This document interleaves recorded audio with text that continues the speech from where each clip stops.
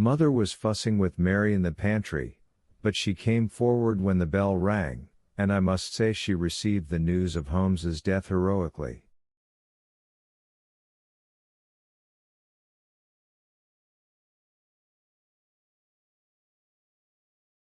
"Dear me," she said. "And almost a month's wages due him. Had he a family, Louisa, do you know?" "I think not. He had a little place in the country. He never mentioned a family." Which represents very clearly our attitude toward our men servants, when we have any. Our women are different. We watch over their health, their relatives and their morals, and in effect ring a curfew for them every night at 10.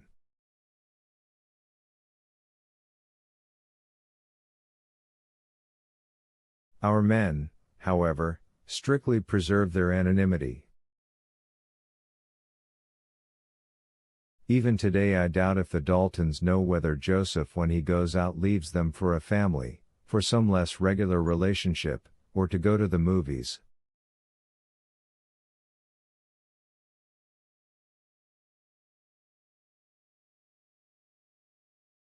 And it is also a fact that when Mr. Sullivan asked us what was Holmes's given name, we were obliged to consult Mary and eventually Annie before we remembered it.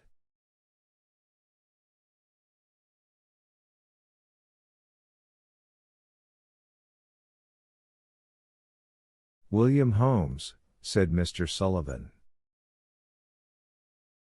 "Well, that's something anyhow.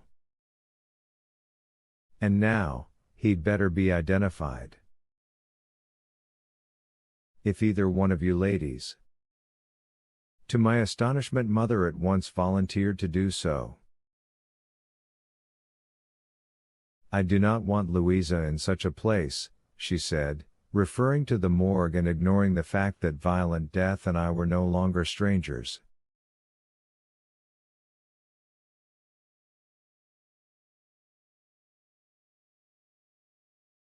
"I shall go myself, Louisa." "Order the car." Then she remembered, and she showed for her what was almost emotion. "Poor Holmes," she said. "He was always so careful, especially at the corners." "Order a taxi, Louisa." It turned out, however, that Mr. Sullivan had his own car, a low open sports roadster.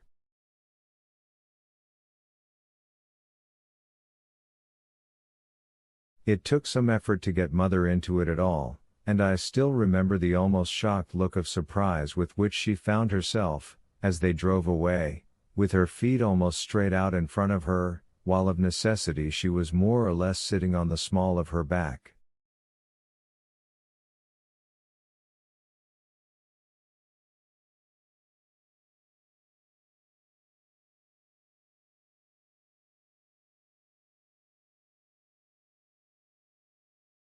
Our household received the news without any great emotion.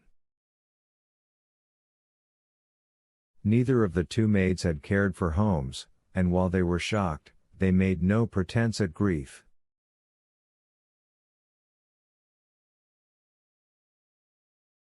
"Always snooping, he was," Mary said. "Not that I want to speak ill of the dead, miss, but it's a fact.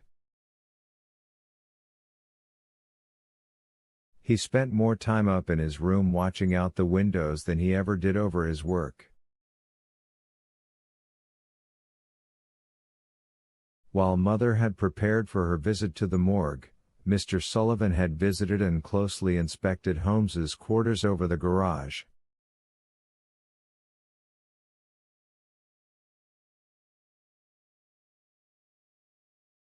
Also he had questioned the servants. The sum total of their knowledge was unimportant.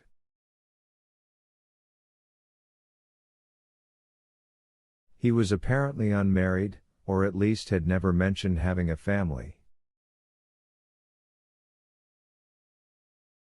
He had the little place in the country I have mentioned, but he had never told where it was.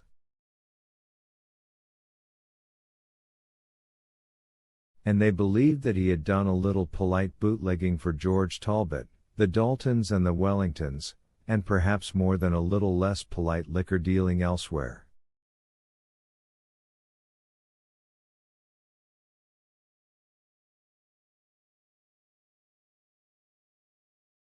I went back again to his quarters after Mr. Sullivan had driven Mother off, going at the pace for which she would have instantly dismissed Holmes, or any chauffeur.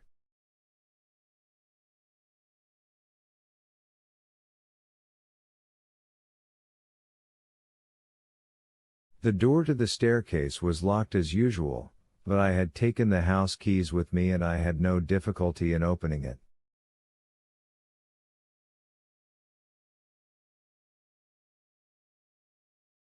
The stairs were dirty, for, whatever Holmes's virtues, neatness was not among them.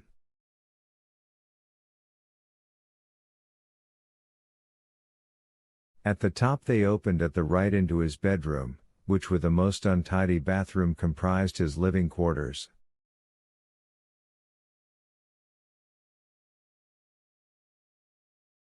There was no question as I looked about but that when Holmes left Mother and Aunt Caroline at the cemetery the afternoon before, he had not intended to return.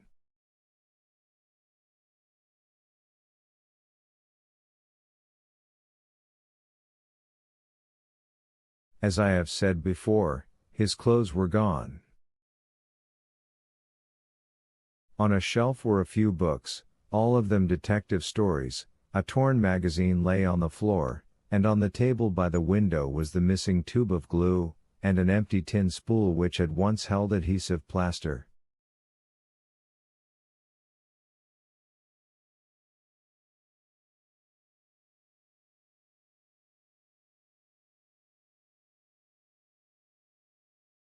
The bed had not been made, and for all my suspicions it looked pathetic. Whatever he had done, he had arisen from it alive and well only the morning before, and now he was dead.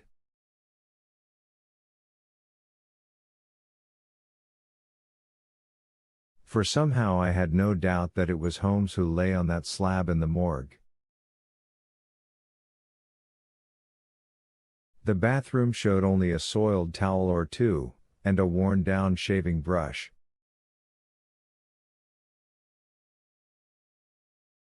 I realized, however, as I wandered around that these quarters of Holmes's offered a peculiar advantage to anyone who for any reason whatever, was interested in what went on in the Crescent.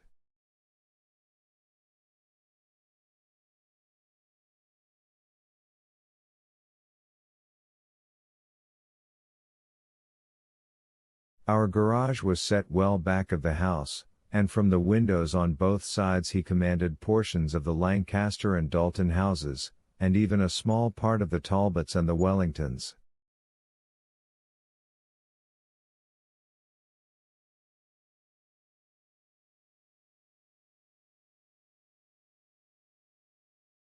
From the rear he could look out over no man's land, and his front windows almost impudently stared at our house.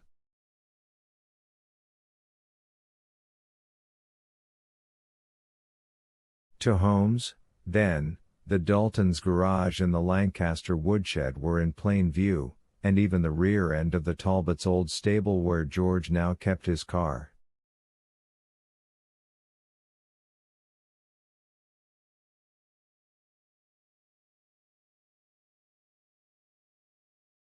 The trees which obscured us from each other did little to shield us from him, and he was high enough to see easily over our shrubberies.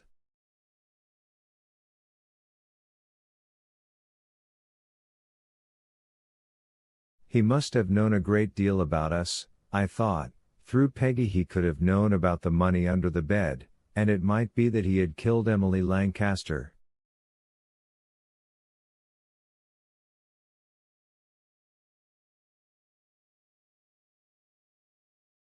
But now he was dead himself. Who had killed him? Was it some bootlegger's quarrel? Or had he finally got away with the gold, and had there been, on that remote road, some quarrel over it?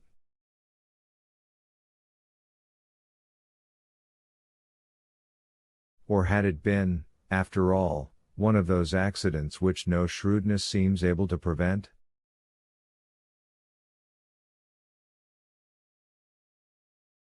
I was still thinking as I went slowly back to the house. I reflected uncomfortably that suspicion, having moved from house to house along the Crescent, had finally and at last involved ours, and Dr. Armstrong, coming in again around noon and reporting that he could make no more money out of me as a patient, put that into words for me.